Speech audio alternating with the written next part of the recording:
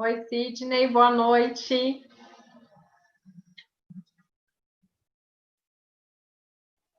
Já temos aí.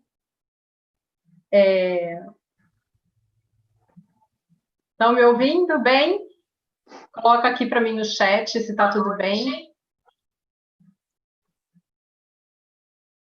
E aí, pessoal, boa noite. Bem-vindos, bem-vindes, bem-vindos, bem-vindas. Bem-vinda, professora Vera, bem-vinda, Lilian Blaso, Sueli Blaso, a família está aí em peso. Bem-vindo, Ivan, Carlos Magno, bem-vindo, Júlio, bem-vindo, Pedro. Oi, Sidney. Oi, Vivian, boa noite. Está me ouvindo? Estou te ouvindo. Você está me ouvindo bem? Eu estou ouvindo bem. E é o meu som, tá bom? Tá ótimo, tá excelente. Que alegria. Boa noite. Pode falar. Boa noite a todo mundo que está aí, que está entrando na sala agora. A gente vai aguardar um pouquinho, né? Até o pessoal ir entrando para a gente começar a nossa conversa aqui. Exato. E a gente podia contar um pouquinho desses bastidores, né? Nós ficamos aí um tempinho e agora a gente resolveu retomar as atividades assim mais efetivas das cidades afetivas e aí a gente está com várias novidades. Uma novidade é essa, o projeto Incandescências, e a outra novidade só no final da live que a gente vai contar. Vocês vão ter que ficar aí até o final.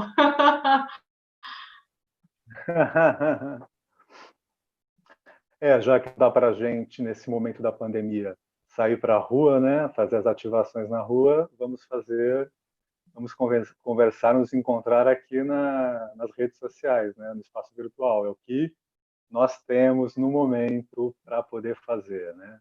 A gente está com saudades dos nossos percursos de pesquisa, com os nossos encontros, as nossas ativações, né, as nossas atividades com os coletivos. E nesse momento, então, a gente está se reinventando aqui, dentro dos limites do possível, né? Então estamos inaugurando hoje, né, nesse mês de agosto, que é um mês cheio de simbolismo. No dia 1º agora foi o dia da Pachamama, né? E isso é um sinal muito bom, ainda mais com o tema que a gente vai discutir hoje aqui, que é regeneração. Né? Então nós já estamos aí com as forças de Pachamama aqui nos acolhendo, nos abraçando para falar sobre esse assunto tão importante, tão necessário hoje, e também para as tradições afro, né, do candomblé e da Umbanda, é o mês de Obaluayê, né? E a Obaluayê também é um orixá da regeneração, né? Ele também tem essa característica. A cura, né? Então, da cura, isso, exato, da transformação, ou seja, traz esses ideários aqui. Então, estamos energizados aqui para essa conversa, com esse tema que nós escolhemos para falar hoje, que é um tema que está muito ligado, né, está entremeado, né, ele está na raiz dos cidades afetivas, da origem de cidades afetivas, está entrelaçado, né, está alicerçando isso. Ó, a Dani entrou. Oi, Dani, quanto tempo? Dani, sua amiga. Dani Schultz. Dani, Oi, Dani. E a escola comunitária, boa noite. Que legal, a gente está com 15 pessoas na nossa live. E então é isso, a gente está aqui hoje muito feliz, com essa energia super positiva, super boa, retomando as nossas atividades. O Cidades Afetivas, ele começou lá no Complexo Núcleo de Estudos da Complexidade, na PUC São Paulo. As pesquisas minha e do Sidney, as nossas vidas se entrelaçaram nos afetos, e assim a gente teceu esse projeto, que é um ideário para esse novo mundo. E tem tudo a ver com esse tema que a gente está tratando hoje, que é a regeneração. O Sidney daqui a pouco vai explicar o porquê desse tema hoje, né? E para explicar sobre o tema, é legal também falar do porquê de Incandescências, que também é uma homenagem a um dos autores que o Sidney percorreu a vida e a obra, tanto Edgar Morin, no doutorado, quanto o Michel Serres, Incandescências, né? Quer explicar, Sidney, o porquê do projeto Incandescências? Bom, vamos lá. Bom, como a Vivian falou já no começo, né, nós estamos inaugurando hoje esse encontro chamado Incandescências, e esse encontro incandescente, né, que leva esse nome, ele ocorrerá todas as primeiras segundas do mês. Então, a gente sempre vai abrir o mês, a primeira segunda-feira, com esse encontro, com um tema dentro do Incandescências, que é um tema muito caro ao que fundamenta esses ideários dos cidades afetivas, né? Então, o tema de hoje é regeneração, como nós falamos aqui já. E o Incandescências, então, na verdade, é um livro do Michel Serres, mas é um livro que está dentro... Michel Serres é um filósofo francês, né, que eu gosto muito, Vivian também, né? E lá no Complexos, no Núcleo de Estudos da Complexidade, nós gostamos muito dele também, o Edgar Assis Carvalho, que foi nosso orientador no doutorado, é um dos tradutores da obra do Michel Serres, como também um dos tradutores da obra do Edgar Morin, que são dois pensamentos e duas obras e duas vidas presentes dentro das cidades afetivas. Então, as incandescências estão ligadas à ideia de regenerar o pensamento, poderíamos dizer assim, né? Superar as fronteiras, as dualidades do pensamento disjuntor, do pensamento fragmentado, e a partir da relação, né, do campo das ideias, dos vários saberes, das várias práticas, né, produzir não, mas assim renovar o pensamento, né, regenerar o pensamento. Então, Incandescências vem dentro de uma trilogia do Michel, uma trilogia não, de um conjunto de 4 livros, né, que na verdade ele diz isso, que é o Omniscências, depois Incandescentes, Ramos e Narrativas sobre o Humanismo. Essas 4 obras formam o que ele chama da grande narrativa, né? O pensamento da grande narrativa que vai percorrer esses livros, e que ele vai tratar então de discutir o que é essa grande narrativa, né? Como é que o homem, a natureza, a cultura, os objetos técnicos, as sociedades, a história, o cosmos, né? Do cosmos aos dias de hoje, ou seja, tudo que existe vive nesse contexto, se relacionaram ao longo dessa grande narrativa, desde a gente, vamos chamar aqui do Big Bang, até os dias de hoje, né? Para produzir esse mundo que nós vivemos, né? E que mundo é esse? De onde viemos? Como estamos caminhando? E para onde vamos, né? Essa é a grande reflexão que o Michel Serres traz. De Incandescências, dentro da obra, traz esse ponto de reflexão para a gente, que é pensar, né, a partir de ideias que possam regenerar a nossa trajetória, né, os ramos que estão brotando aí da grande narrativa e que vão trilhar futuros aí. E também é importante dizer que como essas pesquisas elas se entrelaçaram, né? O Sidney estudava a vida e a obra de 2 grandes pensadores que fundamentam aí hoje cidades efetivas. Na época, eu estudava as cidades inteligentes. E quando a gente conversava e dialogava, as ideias que o Sidney trazia na perspectiva dos autores que eu também fazia as leituras, elas já projetavam ideários do que seriam essas novas cidades e essas novas vias, né? Então, foi muito engraçado, porque eu acho que é até um percurso mesmo que a gente vai no próprio decorrer dos nossos estudos, né, a gente vai amadurecendo.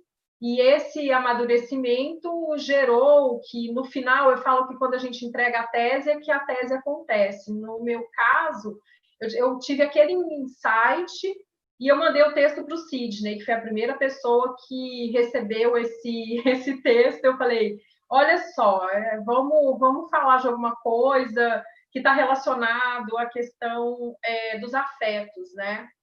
Porque havia já ali um movimento que, tudo bem, cidades afetivas é super interessante, ajuda do ponto de vista da eficiência, dessas lógicas, dos controles dos recursos como água, energia, mas não estava dando conta de resolver um problema que é o problema da natureza humana, que é o problema das relações, o problema dos afetos.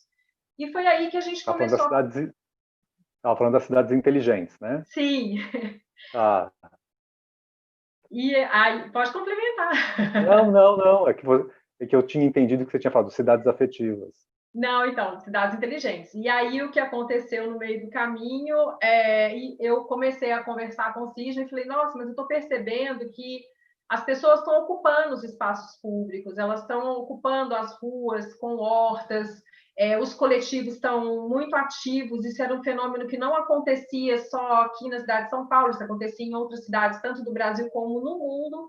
E aí foi que as nossas ideias, assim, foi uma eclosão mesmo de sentidos e de criatividade. A gente foi tecendo juntos todo esse projeto que, em dezembro, a gente faz 4 anos de cidades afetivas, né? Então, aí, Sidney, você podia até comentar, que daí a gente foi colocando as confluências dos pensadores e das ideias que estavam aí emergentes para conversar e dialogar com as nossas análises etnográficas, com os nossos percursos na cidade, na vida urbana mesmo, né? Que é o bem viver. Isso.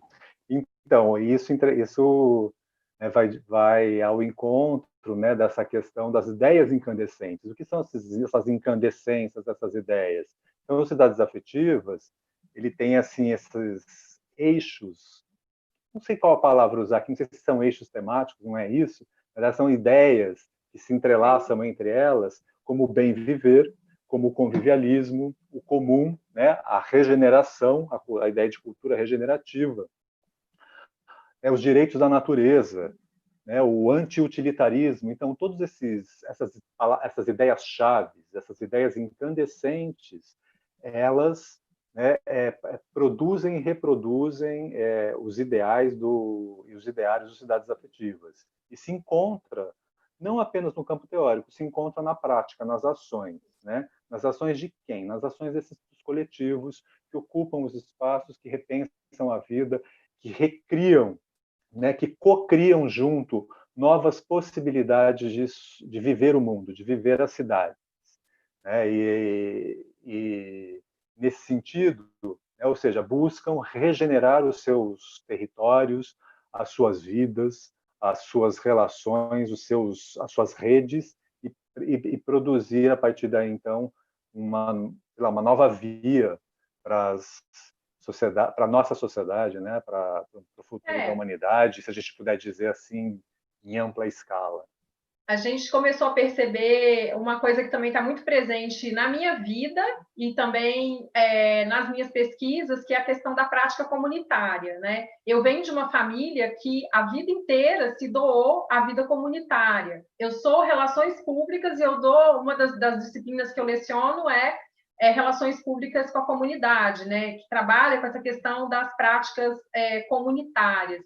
Então, é uma sincronicidade mesmo de pensamentos e ideias que, na época, eu encontrei no pensamento tanto do Michel Serres como do Edgar Morin, essa força motriz que foi desenrolando depois nesses outros pensadores que também corroboram com todas essas ideias que é esse ideário de uma vida em comum. Uma vida comum é possível? Sim, mas é preciso restabelecer da ordem individual para o coletivo e do coletivo para o individual, de forma que as pessoas consigam, de novo, se reconectar com aquilo que o Sidney comentou no início da nossa fala aqui hoje, que é Pachamama, né? O que é Pachamama, o que é Gaia, né? O que é essa terra? Aqui, na obra do Serres, é a questão do pertencimento cósmico, né? Então, que pertencimento é esse? Que lugar é esse que a gente está hoje neste mundo, e que mundo é esse que nós estamos deixando e estamos usando, né? E aí entra numa narrativa que eu sempre trabalhei com a questão de sustentabilidade, mas a questão do desenvolvimento, né?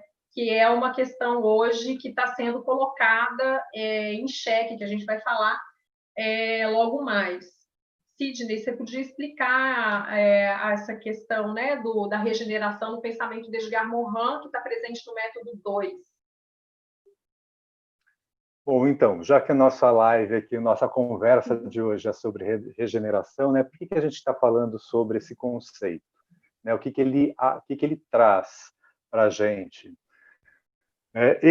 Bom, a palavra, né, o conceito regeneração, a ideia de regeneração é uma ideia-chave no pensamento complexo, né, de Edgar Morin, e nesse sentido, então, pensar, né, o Edgar Morin na sua obra, não só nos métodos, né, que é o método 1 ao 6, que é a natureza, a vida da vida, o conhecimento do conhecimento, onde ele fundamenta ali mesmo, do ponto de vista epistemológico, né, o que é o pensamento complexo, a complexidade, mas o Edgar Morin é um pensador do contemporâneo.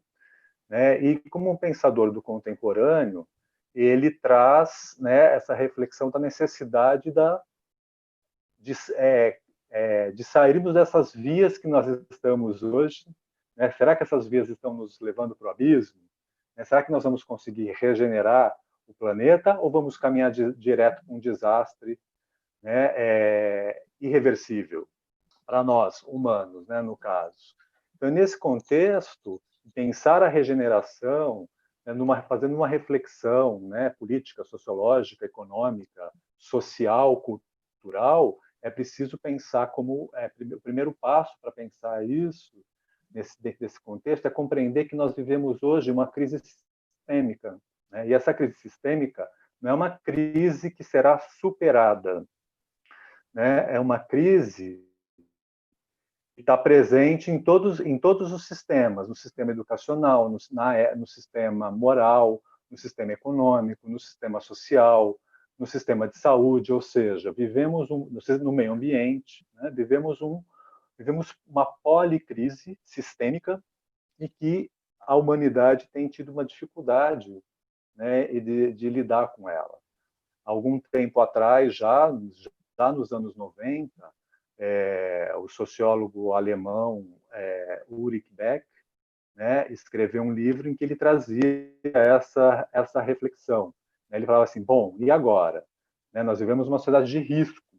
E a sociedade de risco é uma sociedade, será que a gente vai conseguir superar esse risco? Ou será que a gente caminha, né, para cada vez mais produzir riscos incontroláveis? Né? Nós estamos vivendo uma pandemia agora, e essa pandemia nada mais é do que um desdobramento dessa realidade, desses riscos iminentes a que estamos todos nós sujeitados. Né?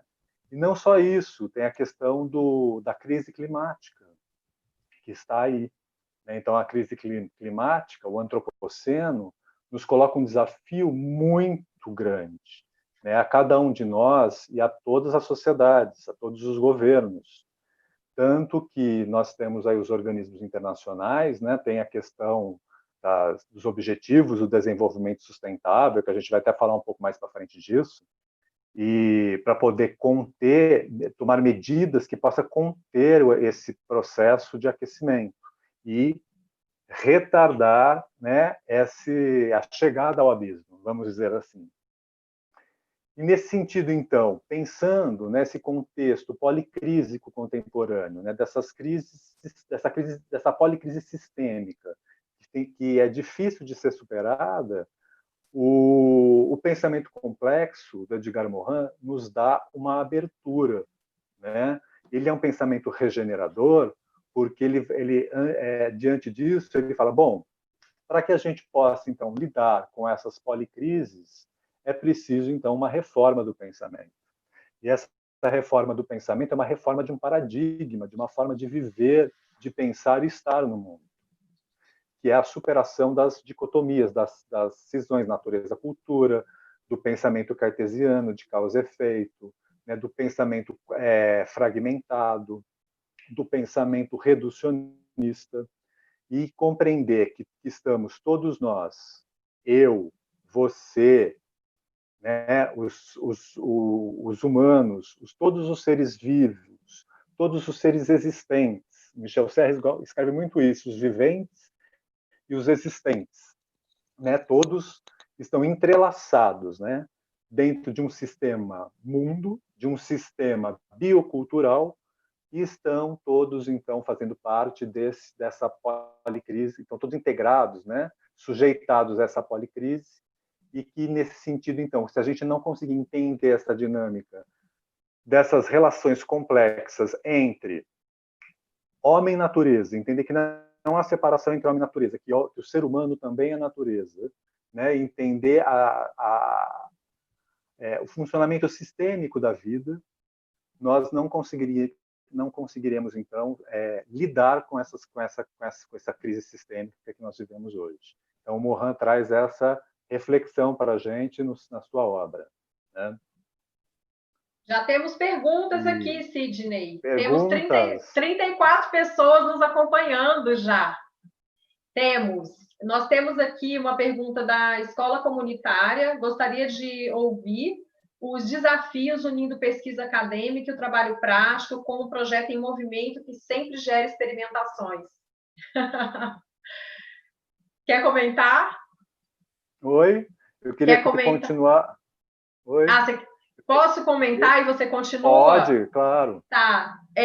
Não, é sempre um desafio mesmo, como você mesmo colocou na sua pergunta. Às vezes o campo é mais rápido, mais ágil do que a vida, o teórico. E às vezes o teórico ele antecipa coisas que ainda vão acontecer no campo. Então, o que a gente faz é essa hibridação de sempre olhar a lógica desses movimentos com essas chaves de leituras que o Sidney comentou. Então, a ênfase das análises do Cidades Afetivas em relação ao campo e aos coletivos é o pensamento complexo. Então, com isso, o que a gente faz? A gente vai fazendo, o Serres usa até uma palavra, uma bricolagem, né? Com esses conceitos para poder entender, de fato, a natureza daquele fenômeno. Então, vou dar um exemplo prático, né? Quando a gente começou a observar essa vida coletiva, existia ainda poucos autores no campo conceitual de definir esse movimento desse coletivo como ele estava acontecendo naquele momento. E aí a gente foi buscar quem eram esses autores que já trabalhavam, por exemplo, com os movimentos sociais e que também estavam pensando o fenômeno na lógica e na ótica do coletivo, e a gente traz isso para a pesquisa acadêmica e observa isso em campo. Os recursos que a gente usa para fazer essas análises é sempre a vivência mesmo, né? A gente, ao longo do tempo, também aprendeu com, por exemplo, o professor Magnani, a questão da incursão etnográfica, então, de você fazer percursos menores para observar aquele fenômeno específico. E assim a gente foi fazendo e construindo o nosso mosaico de análises. O que a gente percebeu no meio do caminho é que estava muito fácil comunicar só para pares, ou seja, falar dos cidades afetivas em congressos científicos precisava ser amplificado, e daí veio a ideia de, como eu sou relações públicas, eu sou uma profissional da área de comunicação, de abrir o canal no YouTube, no Facebook, para poder tentar, de alguma forma, relatar e documentar na voz desses coletivos essas experiências, porque a gente acredita que essas experiências que são feitas na cidade com uma outra lógica que rompe uma lógica neoliberal e capitalista, com ênfase no quadrimotor que o Edgar Morin vai falar, que é tecnologia, ciência, indústria e lucro, para uma lógica do altruísmo, do convivialismo, do bem viver, do afetivo. Então, é um desafio, assim. E como o pensamento complexo é um pensamento aberto, a nossa pesquisa é uma pesquisa em aberto. Então, dá muito nó em quem está muito acostumado a enquadrar ou colocar tudo dentro de... Sidney, como eu vou explicar isso? Do enquadramento. A gente não pode pensar as relações como relações de causa e efeito, né? Porque quando a gente pensa as relações como relações de causa e efeito, a gente reduz, né? A gente tem que sempre pensar que a gente vai falar de regeneração, a gente está falando de sistemas vivos bioculturais, né? E esses sistemas bioculturais que implicam, né, o conjunto dos seres vivos do planeta, o conjunto das sociedades humanas e o próprio planeta, interligados, interconectados, entrelaçados, eles existem dentro de uma lógica de auto-eco-organização. Então, a vida ela se auto-eco-organiza o tempo todo e se auto-eco-desorganiza. Então, o pensamento complexo traz essa compreensão para a gente de que existe um operador, né, que o Edgar Morin chama de tetragrama organizacional, que é ordem, desordem, interações e reorganização. Vejam aí que tem essa reorganização, que é o prefixo re, que tem a ver com regeneração, né, também vai estar relacionado a isso. Então, o pensamento, a complexidade, né, o pensamento complexo do Morin, ao trazer para a gente essa reflexão de que os sistemas sociais, culturais, né, o meio ambiente, a natureza, ou seja, todas essas definições que nós damos de forma separada, porque a nossa linguagem faz isso, né? Então, o homem é uma coisa, a natureza é outra, os seres vivos é isso, os seres existentes é aquilo. Na verdade, eles estão todos interrelacionados, se auto-eco-organizando, ao mesmo tempo se auto-eco-desorganizando, ou seja, eles estão sendo movidos por esse tetragrama organizacional, que é a própria dinâmica da vida de ordem, desordem, interações e reorganização.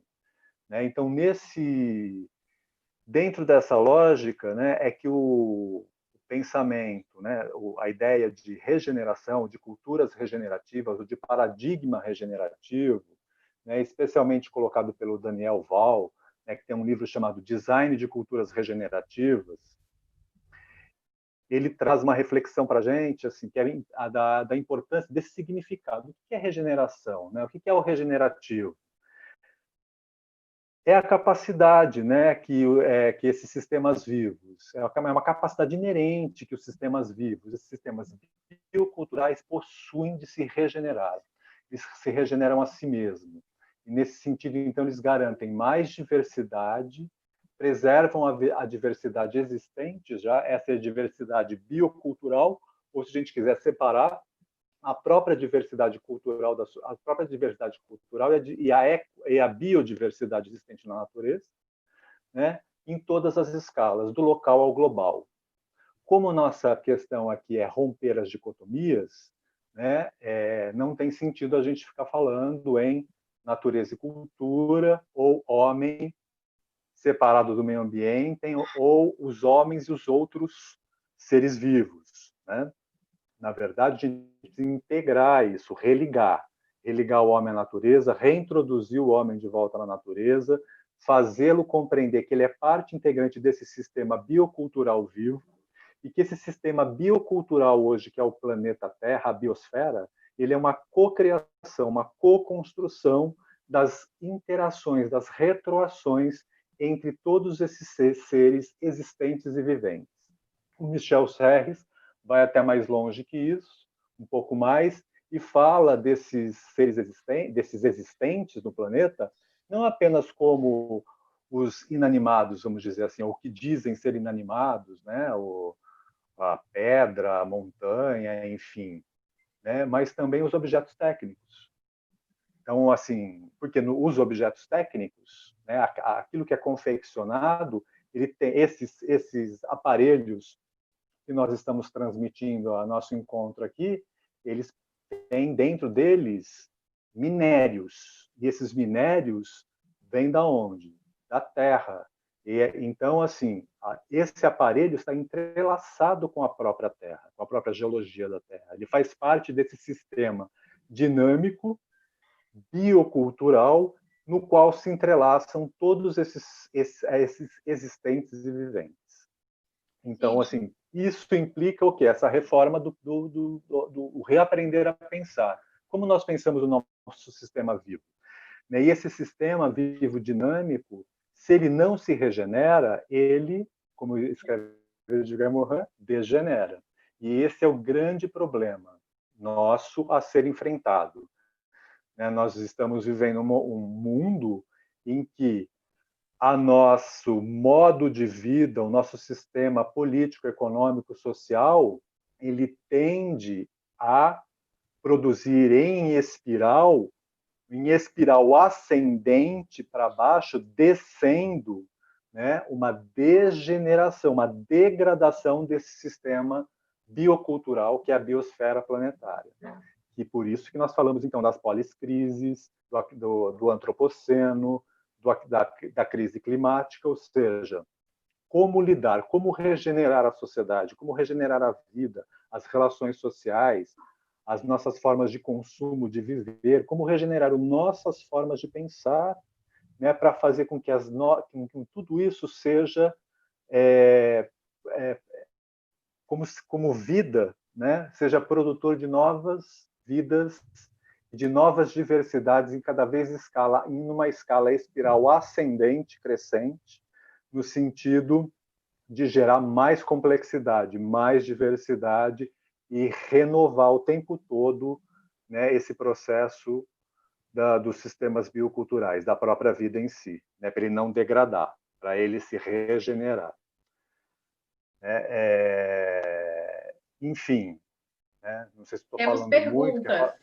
Não, tá Mas ótimo. deixa eu só queria falar uma outra coisinha aqui, a gente pensar um pouco da palavra generativo, né? O generativo, a gente fala, o que é a palavra regenerativo? Vem de generativo.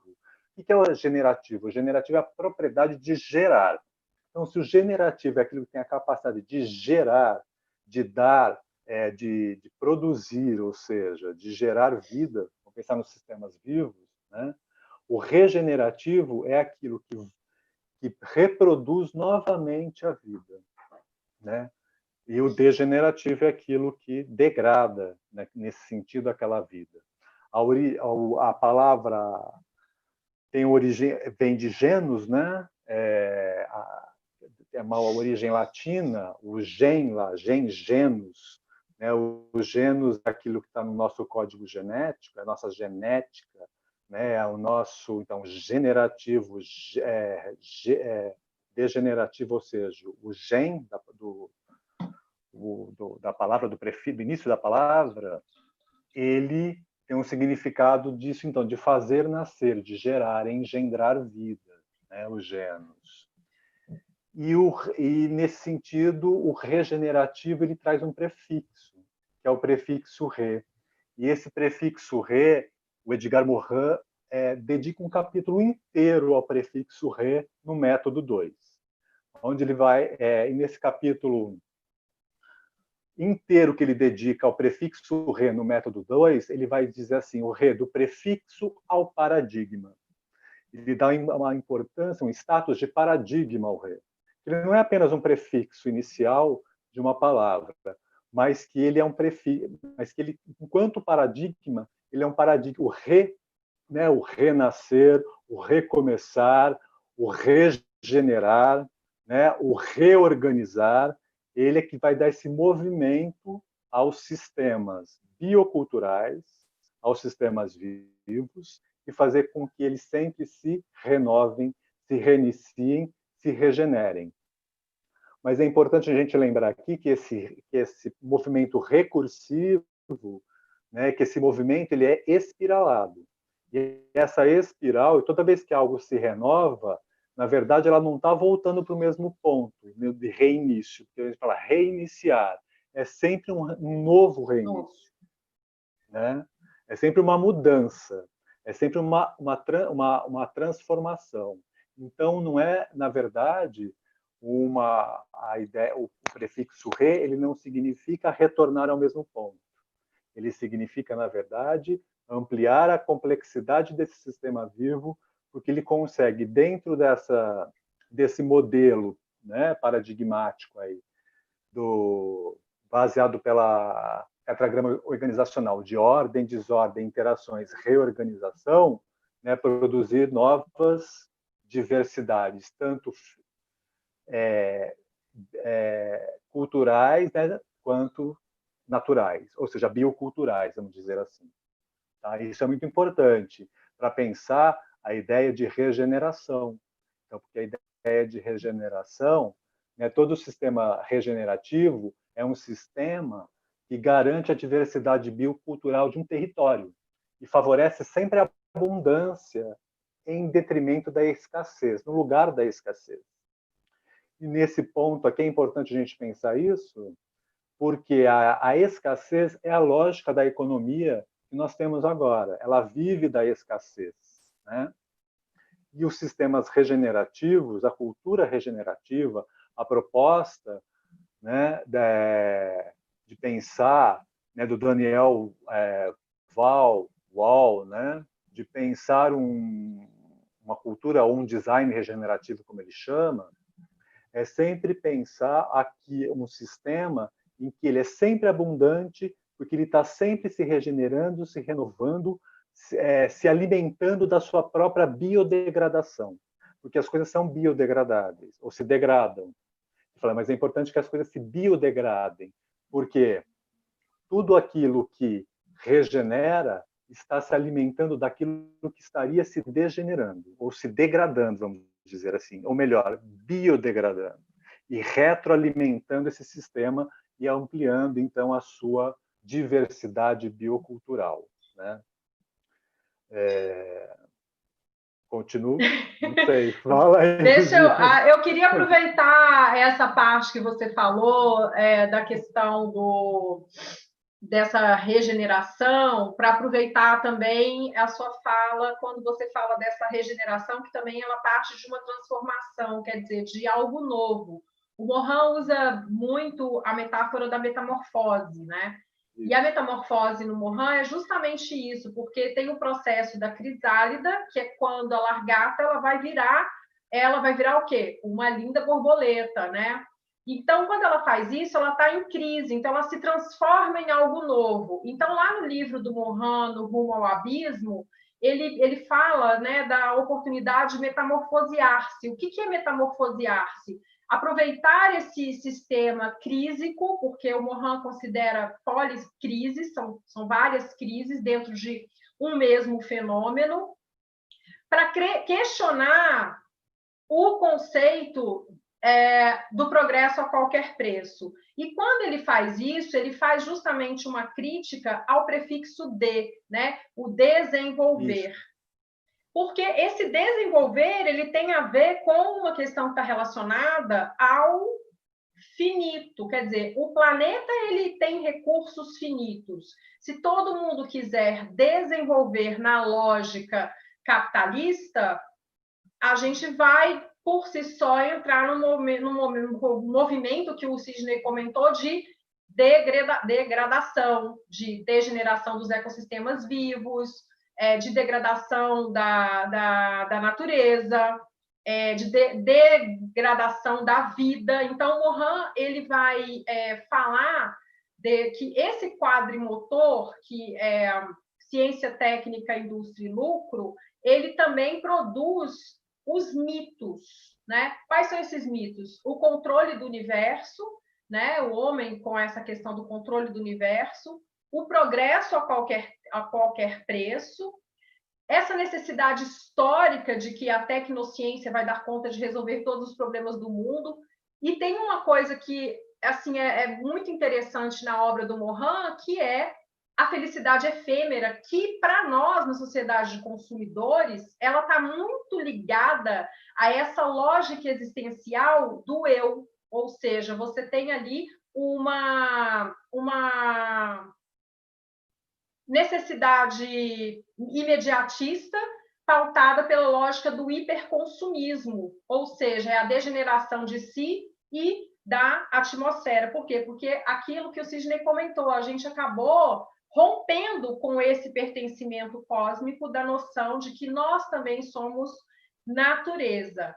E aí, se a gente colocar isso dentro dessa lógica do desenvolvimento sustentável, o que vai acontecer? Esse desenvolvimento sustentável, ele também pode produzir este desastre. Então, o Morin tem uma fala, né, que eu até coloquei aqui, ele fala o seguinte: é preciso mudar o caminho para um novo começo.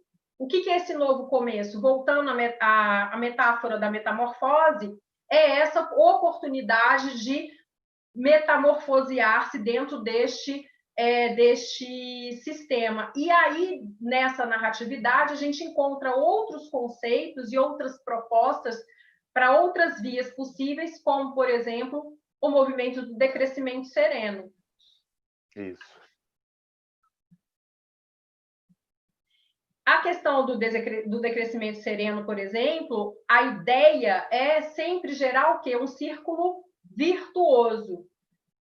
Esse círculo virtuoso, ele está presente, né, dentro de outras lógicas e de outros movimentos também que o Sidney comentou aqui, por exemplo, o movimento de permacultura, o movimento da economia regenerativa.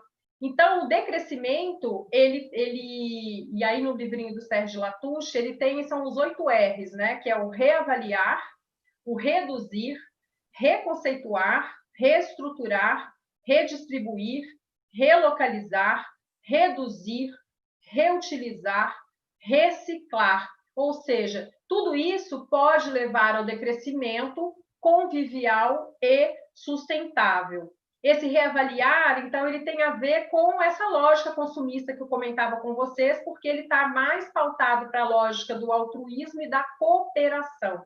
Então, tem até uma pergunta aqui do Valmir, na verdade, tem duas.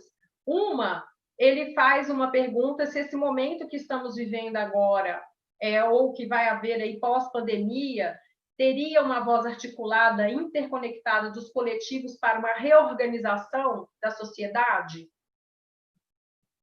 Quer responder, Sidney? Se teria o quê? Uma voz? Se teria uma reorganização da sociedade, se esses coletivos teriam essa via de reorganização da sociedade. Olha, eu não sei, porque, assim, na verdade, a gente está fazendo essa conversa aqui da regeneração, inclusive para pensar isso, porque, na verdade, já existe hoje, não só no Brasil, não só com esses coletivos, não só com os coletivos, mas em vários lugares do mundo, né, essa emergência, né, dessas sementes que estão germinando, né, em busca de mudanças na sociedade, né, de buscar, de atuarem de forma a criar um sistema, né, um ciclo virtuoso, como você falou aí, um ciclo regenerativo dos seus territórios. E isso é claro que isso é muito difícil quando a gente pensa isso em termos global, né, programas das Nações Unidas, etc. e tal. Mas é preciso pensar que a atuação desses movimentos, desses coletivos, desses que estão emergindo, né, brotando, né, pipocando em vários lados aí, como emergências regeneradoras desse sistema apodrecido, né, vamos dizer assim, degenerado, ou em degenerescência, ou degradado, que nós vivemos hoje. E é sempre importante pensar o quê? Que esse design regenerativo, como propõe o Val, por exemplo, né, a ideia desses movimentos, a gente sempre tem que entender que a gente cria em conjunto, ou co-cria com todos os elementos de um determinado território a sua história de regeneração, vamos dizer assim, né? A sua via de regeneração. Por quê? Porque em um determinado território, um determinado local, uma determinada biorregião, ou seja, eu tenho características únicas, específicas, tanto da características do ponto de vista da diversidade cultural, olha eu aqui de novo fragmentando, da diversidade cultural como da diversidade biológica, tá? Então é por isso que esse sistema biocultural ele é singular em cada território, em cada região, né? E é possível pensar assim da escala individual, né, passando para local, global. Por quê? Porque o processo de regeneração depende também muito da regeneração de si. O método 6, o Edgar Morin fala muito da ética, da autoética, né, ou da ética de si. Nesse sentido, a gente pode associar isso a uma reforma de nós mesmos, da nossa consciência. Então, quando a gente regenera junto as nossas ideias e a nossa consciência regenera junto com os coletivos, com os grupos, com o território com os quais nós estamos atuando em busca de promover esse ciclo virtuoso, né, esse ciclo vivo, né, que é um sistema regenerativo, uma cultura regenerativa. Então, falando do Latouche, que você comentou ele fala que os 8 R's, né, eles formam esse circuito virtuoso do decrescimento, mas é um circuito virtuoso regenerativo, na verdade, né, também. É uma Por que não mudança dizer isso? Né? Uma mudança de paradigma, né, como ele coloca. Exato. E essa questão, quando ele coloca, por exemplo, redistribuir riquezas, patrimônio natural, olhar a questão da pegada ecológica, os limites da natureza, o produzir localmente, então, no R de relocalizar, mas também é isso aí, o relocalizar a vida política, a cultura, o sentido da vida, é uma ancoragem territorial, né? Então, assim, até falando como é que isso se aplica na prática, os ecobairros são um bom exemplo de como hoje eles vão relocalizando, então, aqui no território da Vila Leopoldina, no território das Vilas Beiges. Então, coisas diferentes acontecem nesses territórios, porque as pessoas comunitariamente se reúnem para regenerar e pensar cooperativamente outras vias para tomar conta, para cuidar, né? Eu acho que o mindset do século XXI, sem dúvida alguma, ele está muito imprintado na ideia do cuidar. E o cuidar também tem a ver com a questão desse regenerar, né? Porque se a gente for pensar, então, na questão da água, eu queria um pouco falar da questão da água, a gente até fez um mini documentário, né? Tempos das Águas. Em breve a gente vai disponibilizar esse documentário com uma nova conversa.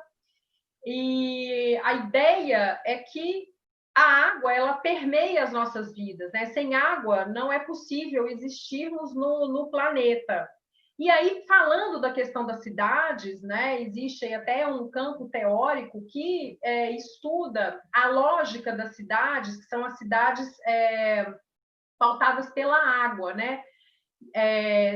Cidades sensíveis à água. O que é pensar a lógica do desenvolvimento de uma cidade a partir da água? Já imaginaram quantos córregos, quantas nascentes, quantos rios eles foram retificados para se passar uma cidade pautada para os carros? Então, hoje, mais do que nunca, se a gente for pegar, eu vou pegar a minha terra, né, Belo Horizonte, que aconteceu em Belo Horizonte, né, no Rio Arrudas ali, que a gente vê aquela cena das águas, das chuvas explodindo todo o asfalto, aí a gente pensa e fala, olha o que é a força da natureza, né? Mas por quê? Porque aquilo era uma lógica de como a cidade foi sendo construída, vamos passar o asfalto, vamos tampar tudo, vamos canalizar o rio e vamos construir a cidade em cima. E na cultura regenerativa, né, falar de cidades regenerativas, a gente incorpora esses 8 R's que estão presentes aqui em toda essa contextualização, tanto no decrescimento sereno quanto no convivialismo, e a gente vai pensar essa lógica da cidade que vai ser apreciada pelas pessoas a partir das suas águas, que vai levar a uma condição que está relacionada a saneamento básico, ou seja, está relacionada à saúde das pessoas, a partir da lógica da água, né? Então, por isso que se fala muito da questão de renaturalizar os rios, ou seja, trazer os rios de novo para as cidades, né? Porque os rios, eles estão aí, eles podem estar tamponados, mas eles estão aí. Se a gente escavar e mexer na terra, tirar o asfalto, eles estão vivos, né? Por que não trazer de volta toda essa cultura dos rios? E aí, aproveitando essa questão das cidades, eu queria citar o livro da professora Cecília Herzog, inclusive, gente, estou fazendo merchan, ela está com uma pós-graduação na PUC-Rio, em soluções baseadas na natureza, e esse livro dela é Cidade para Todos, reaprendendo a conviver com a natureza. Ela traz um conceito de cidade regenerativa, que eu gosto muito. O que é essa cidade regenerativa?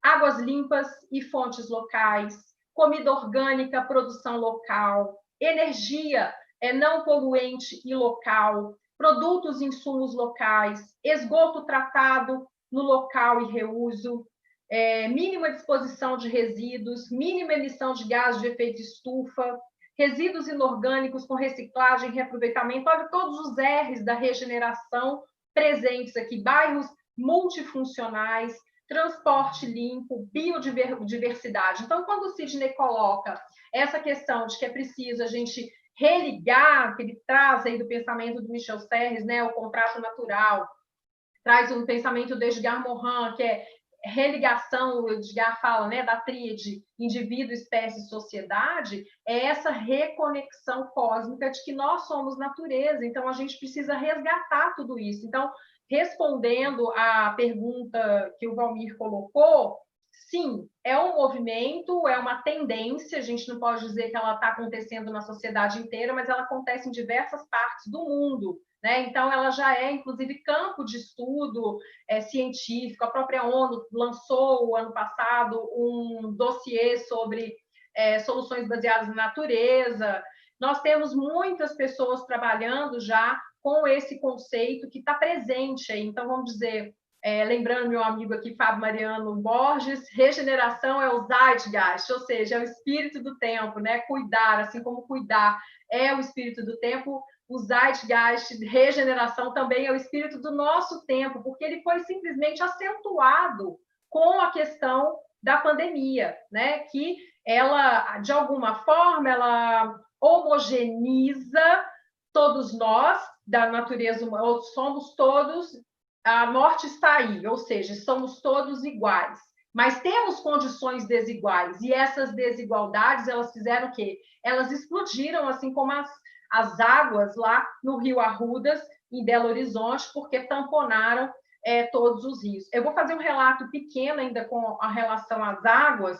Quando eu cheguei em São Paulo, eu pela primeira vez, eu fui até o edifício Paddock 2, na Marginal Pinheiros, em cima da Marginal Pinheiros, e que tinha, inclusive, uma intervenção artística do Sur, Eduardo Sur, e eu, de cima, eu enxerguei o Rio Pinheiros, um rio preto, com cheiro, sem vida. Eu chorei copiosamente, porque eu não conseguia, no meu mindset, entender que aquilo era um rio. Por quê? Eu fui criada na beira de um rio.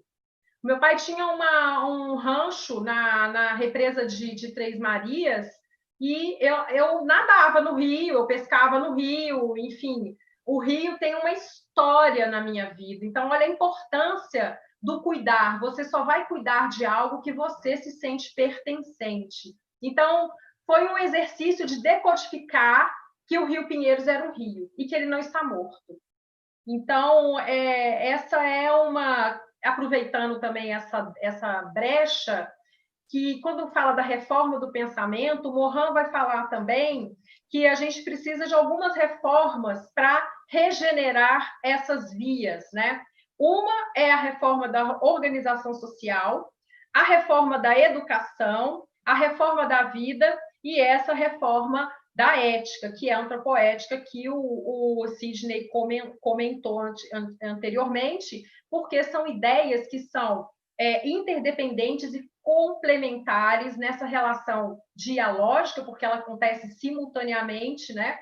E que está implícito aí o conceito de metamorfose. Sidney, quer complementar? Então, você estava falando, voltando um pouco, você falou do Latouche, eu lembrei de uma coisa, que o Latouche também dos R's, ele diz o seguinte, olha, desses 8 R's, tem um R que está presente em todos. Ele escreve no livro dele lá que é o R de resistir, de resistência. Mas a gente aqui pensa de um pouquinho diferente. Na verdade, não é o R de resistência, mas de reexistir, de reexistência, né? Como os coletivos usam muito essa palavra, né? O que é reexistir? Passar a existir de outra maneira, de forma diferente, fazendo reexistência a esse sistema degenerador, degradador, explorador, né? Então, nesse sentido. Então, e ainda um pouco mais essa questão, você citou várias coisas aí em relação aos coletivos, a quem está fazendo, né? Nós temos vários exemplos, né? Você falou das águas, eu me veio em mente aqui o Rios e Ruas, né? Que tem um trabalho, né? Uma atuação, um ativismo, né? Em relação a essa questão das águas da cidade de São Paulo, dos rios tamponados. Eles têm um mapa, né? Que quando eles acendem as luzes, assim, de repente você embaixo da cidade de São Paulo, né? As luzes acendem assim, você vê que a cidade de São Paulo, na verdade, é uma cidade aquática, né? São milhares de veiazinhas, assim, de veiozinhos, que são infinitos rios que desapareceram, né? Que foram escondidos, que estão tamponados, que foram retirados da nossa convivência, né? Que estão esquecidos e que as pessoas nem sabem que eles existem. Então, isso é um sintoma dessa separação do homem da natureza. E esse sintoma dessa separação do homem da natureza produz esse distanciamento, o entendimento de que a natureza é coisa, é objeto a ser expoliado, explorado, expropriado, né? E o Krenak é interessante que ele fala disso. Ele fala assim, quando ele fala de sustentabilidade, ele fala sustentabilidade, o que é sustentabilidade? Ele fala sustentabilidade é um conceito do branco, do homem branco, porque ele está separado da natureza e ele acredita que ele pode promover um desenvolvimento sustentável, continuando a explorar a natureza da forma que explora, promovendo um modelo de crescimento econômico, né? Só que esse modelo de crescimento econômico é do quê? De degradação dos sistemas bioculturais, de degeneração da vida. E aí ele traz essa reflexão, ele fala assim, bom, para nós, por isso que as nossas sociedades, ele fala os brancos, né, chamam o que eles chamam de meio ambiente? O meio ambiente é algo a ser explorado, é um estoque a ser usado, é uma coisa a ser, né, utilizada para o bem-estar do ser humano. Ele fala, nós, povos originários, né, povos indígenas, temos uma visão completamente diferente disso. E essa visão completamente diferente é que isso que vocês chamam de ambiente, né, que está lá a montanha a ser destruída para tirar minério, aquele rio que será contaminado para extrair ouro, ou seja, tudo isso que nós vemos como essa montanha, esse rio, são viventes existentes conosco naquele território, naquela comunidade, naquela região. Então, nós, né, povos originários, povos indígenas, temos uma outra concepção de entendimento do que é o ambiente, o meio ambiente, porque nós não nos entendemos separados deles. Nós nos entendemos como natureza. E o Michel Serres tem um livro belíssimo, né, chamado Contrato Natural, que a Vivian citou aí, mas eu acabei não falando, vou falar agora. O que é o contrato natural? O contrato natural, o Michel Serres faz uma reflexão importantíssima, em que ele fala, olha, nós, humanos, fizemos um contrato social. A sociedade se instaura a partir desse contrato. E esse contrato social garante direitos aos seres humanos, mas não garante direitos à natureza. Porque a lógica do nosso pensamento é dual, né? É fragmentar. O homem está separado da natureza, está fora dela, então é preciso desenvolver para eles direitos. Ele fala, então é chegado o momento, e o momento é agora, né? De a gente avançar nessa reflexão e pensar, e por que não? Né? Incluir os outros existentes e viventes da natureza, porque nós também somos natureza, né? Dar a eles também o estatuto de sujeitos de direitos. Isso levaria a gente a um outro patamar de formas de viver, existir e negociar, porque a gente teria que negociar com os seres, com o meio, com o nosso meio que nos cerca, não só com os outros seres humanos, mas com tudo, para a gente desenvolver a partir daí, então, é isso que seria um design regenerativo, uma cultura regenerativa, um modelo de cooperação, de mutualismo coevolutivo, né, entre todos, onde todos cooperam, colaboram e se ajudam. Né? Dentro da lógica do paradigma desenvolvimentista, vamos dizer assim, o que impera é a lógica da exploração, é a lógica é a lógica do parasita. Michel Serres tem um outro livro chamado Parasita. Ele usa essa imagem do parasita. Ele fala do parasita e do hospedeiro. Ele fala o que somos nós, como nós estamos agindo com Gaia, né, com a Terra. Nós estamos agindo como um parasita. E ela, enquanto hospedeiro, nos dá tudo, né, e não cobra nada. E nós, parasitas, tiramos tudo e não damos nada. É preciso, então, mudar essa relação. Né? E mudar essa relação é mudar dessa cultura da exploração, da expropriação, para uma cultura para uma cultura regenerativa, a palavra é essa. Né? Uma cultura em que a vida, em que todos os seres viventes existentes, em colaboração, em cocriação, se reproduzem, né? Garantindo aquele território, aquela biorregião, aquela localidade, né, a permanência, né, da vida e a renovação da vida naquele sistema. E é daí que vem também a ideia de permacultura, de cultura permanente. Né? Então, todo o movimento da permacultura também está ligado a essa ideia dos ciclos regenerativos.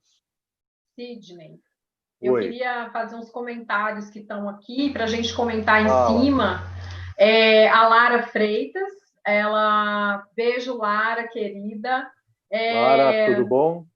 Ela coloca aqui que é a reevolução, né? Que é isso mesmo, é a reevolução. O Júlio, o Júlio Chiqueto, beijo, ele coloca que você só cuida de algo que se pertence, muito importante esse conceito. A Lara também coloca uma outra questão super importante, que o Daniel Voll nos provoca e convida a desenhar culturas regenerativas por começar fazendo as perguntas certas. Emendando num comentário na sequência que fala da questão aqui do Antônio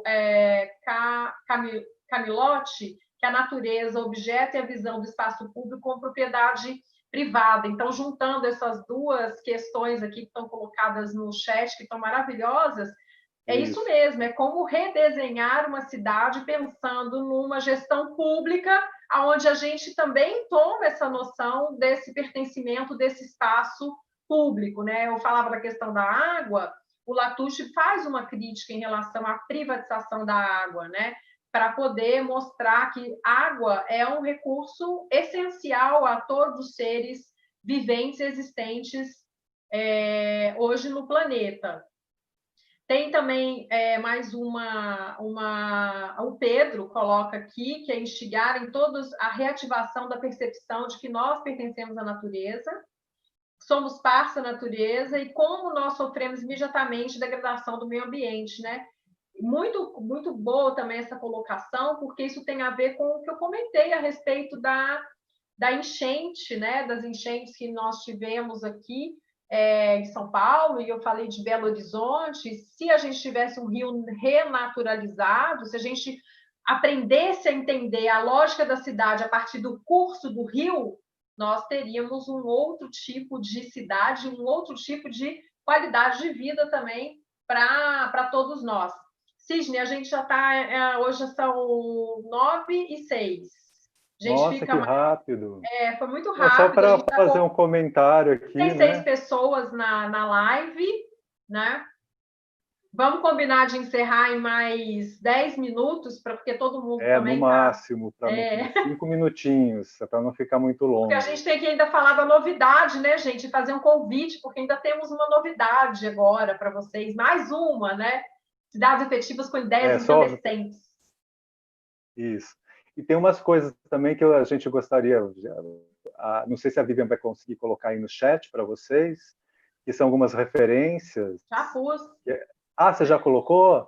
Já! Tem uma série de referências lá importantes. A Lara está aqui, ela comentou, falou dessa coisa da revolução, né? A reevolução, como resistir. O Morin usa um conceito que não é de revolução, mas é de revolucionante. E por que é um processo revolucionante? Porque ele é um processo permanente, né? Ele é um processo que ativa, de ação. Então, essa reevolução, né, que transforma tudo e evolui ao mesmo tempo, né, é muito central nessa reflexão da regeneração, né? Porque essa reevolução é a reevolução de si mesmo, né? Dos seus pares, da sua comunidade, do seu entorno, da sua localidade, né? Nesse sentido. E mandar um beijo para a Lara aqui, falar que uma das referências que a gente colocou é o Instituto Ecobairros, desculpa, né, do qual a Lara é aí presidente, né, ou aí a líder do Instituto Ecobairro, que tem os ecobairros, né, os projetos, né, de design regenerativo e para os bairros das cidades, e pensar essa questão das cidades, né, como a Vivian estava falando aí, que na verdade hoje a gente não pode mais, a gente fala de cidade, mas é pensar sempre a aliança cidade, campo, floresta, né? E essa aliança cidade, campo, floresta é uma aliança no sentido de que a floresta, o campo e a cidade, eles estão interligados, interrelacionados, eles se interpenetram, eles se cocriam nesse processo, né? E hoje, pensar a renaturalização das cidades implica em trazer para dentro das cidades o campo e a floresta, ou seja, reflorestar as cidades, né? Transformar as cidades em campos de produção de alimentação orgânica, como as hortas comunitárias. Então, isso faz parte desse modelo de regeneração local, né, que pode ser aplicado dentro de um design, né, aí, regenerativo dessa experiência dos ecobairros, do qual a Lara conhece tanto, né? E, enfim, então as referências que a Vivian colocou lá no chat são referências importantes para se pesquisar mais, para se conhecer mais essa ideia de regeneração, de cultura regenerativa, de paradigma regenerativo. Sidney, então, tem muita coisa para falar, mas a gente não vai encerrar tudo hoje. A gente quer convidar vocês. Eu também não consigo. Queria comentar o que todo mundo falou aí. Deixa eu falar uma coisa. Eu queia comentar quem passou aqui. Passou aqui o Parque Augusta. eles assistiram, então a gente acompanhou toda a luta do Parque Augusta, a gente considera uma via interessante para a cidade de São Paulo. Passou aqui Lara Freitas, Gaia Education, dos Ecobairros, Alexandra, aqui do território da Vila Leopoldina, mulher de garra, tá linda, maravilhosa. A gente está com uma vaquinha da Rede Solidária da Leopoldina, as mulheres estão costurando máscaras. Aí depois eu coloco o link também para vocês fazerem doação. Simone Fassbender, maravilhosa. Passou aqui. Quem mais? O pessoal do IEA, do Instituto de Estudos Avançados, do programa Cidades Globais. A Natália citou o coletivo Ocupe e Abrace. Então, eu já vou aproveitar e vou falar da maravilhoso, Ocupe e Abrace. A Praça da Nascente, a Praça da Nascente, aí em São Paulo, é um exemplo de um coletivo, né? Que, em defesa de uma nascente, conseguiu regenerar um entorno, uma praça inteira está regenerando um bairro, e agora só falta a gente renaturalizar o rio, né? Do córrego da Água Preta, né? É isso que chama, né? Deixa eu falar uma coisa. Então, agora falando dessa coisa, dessa vida ativa na cidade dos coletivos, né? A gente tem um novo projeto e um convite para fazer para vocês. Então, é assim, Incandescências, que é essa live que vocês estão vendo hoje, sempre comigo e com o Sidney, vai acontecer nas primeiras segundas-feiras de cada mês. E a gente agora, para continuar com as nossas atividades junto aos coletivos, a gente criou um novo projeto chamado Papo Reto com Afeto. Pode contar, Sidney. Então, o que é o Incandescências? É assim, né? O Incandescências sou eu e a Vivian conversando sobre um tema incandescente, uma palavra força incandescente, uma ideia incandescente. E o Papo Reto com Afeto, a gente vai trazer pessoas, né, desses coletivos para conversar com a gente sobre essas ideias incandescentes e suas ações regenerativas, vamos dizer assim, na vida, né, da sua comunidade, do seu entorno, do seu bairro, da sua cidade, da sua região, enfim, de onde eles atuam. Então, o Papo Reto com Afeto vai ser uma conversa, né, minha e da Vivian com um convidado. Pode falar, convidada. Ou convidada, né, convidade, né, o convidado, convidada, convidade de algum coletivo para contar para a gente, para conversar com a gente aqui e para a gente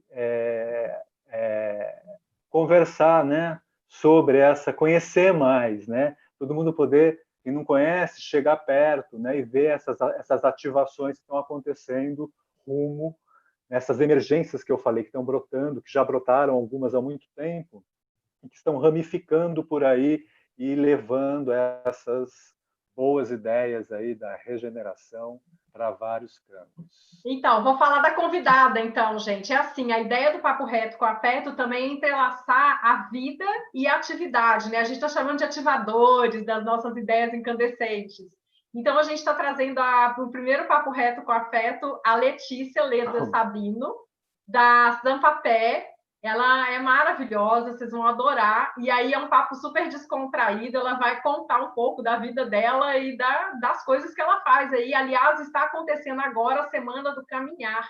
Entrem lá no Instagram, no Facebook da Sampapé, né? Que vocês vão adorar, né? Será que é possível ter cidades mais caminháveis? É necessário, né, gente? A gente está sentindo isso agora, nesse tempo que está todo mundo assim com essa demanda represada dentro de casa em função do coletivo, né? Sidney, 1 minuto para a gente encerrar. Eu só queria deixar aqui uma mensagem, né? Do Jean-Yves Leloup, né? Que é um filósofo, um teólogo francês, e que é uma ideia para a gente sair daqui pensando sobre ela, né? Para a gente pensar nessas emergências, né? Nisso que está acontecendo, da regeneração, e que é possível, sim, a gente buscar, através dela, mudar as nossas realidades, né? Começando por si. Então, o Jean-Yves Leloup tem uma frase que é assim: fala, há algo desmoronando, e há também algo que está nascendo. Nós escutamos o barulho do carvalho que cai. mas não escutamos, não estamos acostumados a escutar o barulho da floresta que cresce. Hoje, nesse momento atual de pandemia, de policrise, de aquecimento global, de antropoceno, né, fala-se muito das coisas que estão desmoronando, as coisas que fazem barulho. Mas o mais importante é aquilo que não se ouve. É preciso, então, prestar atenção às sementes de consciência que estão brotando. E falar sobre regeneração e esses movimentos regenerativos é exatamente isso. É prestar atenção a essas sementes de consciência que estão vindo aí, que estão germinando, ramificando por todos os lados. Era essa a mensagem que eu queria deixar aqui. Muito bom. Eu também vou deixar uma mensagem da Vandana Shiva. Ela vai falar o seguinte: precisamos criar culturas de vida. É só isso. Gente, exato. Muito obrigada. Gratidão por vocês terem ficado aqui conosco até as 21h16. A gente tem muito mais coisa. A gente falou, não, vamos fazer uma aula, né? Então, voltem dia 17 de agosto no Papo Reto com Afeto, aqui no canal do Cidades Afetivas. Aproveita, dá um joinha. Vou fazer que nem as youtubers. Curtam as nossas páginas nas redes sociais, sigam as nossas lives e as nossas informações, compartilhem os Cidades Afetivas. Afinal de contas, já vamos aí fazer 4 anos na reexistência por cidades mais afetivas aí para todos nós. Muito obrigada, viu, pela presença de vocês. Nós tivemos aí, durante a live, em torno de 44 pessoas acompanhando aqui o que a gente preparou com tanto carinho para vocês. Obrigada. Eu queria agradecer a todos também pela presença, que ficaram com esse tempo todo, porque nossa ideia era fazer só 40 minutos de conversa, né? Não era estender tanto. E agradecer a presença aí. A Vivian falou o nome de algumas pessoas, eu não estou acompanhando o chat, gente, desculpa. Então é por isso que eu não vi. Ela falou o nome de algumas pessoas muito próximas a mim, muito queridas, o Pedro, a Dani, o Antônio Camilotti, né? E eu queria mandar um beijo. A Val. A Val todo mundo aí. aqui hoje. Passou todo mundo. A Lara, quem mais? A Simone Fassbender. Simone. Né? Então, um beijo para vocês. A Alexandra, a Vera, passou só queridos aqui. Então, um abraço para todo mundo aí. E é isso. Uma vez por mês, Incandescências. E de 15 em 15 dias, Papo Reto com Afeto. Tchau. Boa noite. Tchau. Muito obrigada. Boa noite. Obrigado.